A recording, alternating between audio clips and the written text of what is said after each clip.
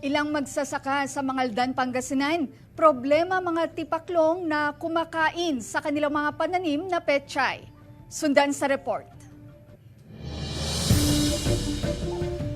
Puspusan ang pagdidilig ng ilang magsasaka sa kanilang pananim na pechay sa Barangay Salay, Mangaldan, Pangasinan. Kung dati 2 beses lang silang magdilig sa kanilang pananim, ngayon naabot sa 4 na beses sa isang araw ang kanilang pagdidilig. Badaliro malanta ang halaman dahil sa mainit na panahon. Sa ngayon, 4. Pag tag-init na talaga, baka halos oras-oras. Lalo pag sa Kwaresma, lumalaki yung pichay pag gabi. Kaya dapat madiligan ng hapon.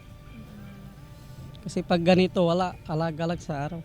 Pahirap din sa kanila ang mga insekto, tulad ng tipaklong na kumakain sa dahon ng kanilang pananim na pechay. Pahirapan din nilang maibenta ang mga inaning pechay kapag butas-butas ang dahon nito.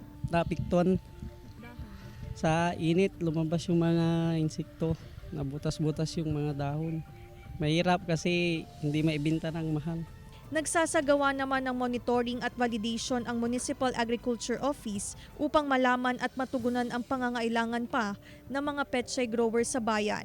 Tungkol po sa mga pechay grower natin sa ating bayan ay sila po ay agad na nagpunta sa opisina na ma-report kaagad nila yung yung na-encounter na problema ay kaagad-agad namin din pinupuntahan, minomonitor, binabalidate po ang kanilang pananim pong Kasama si Henry Duminsil, Claire Lacanilaw, 1 North Central Luzon.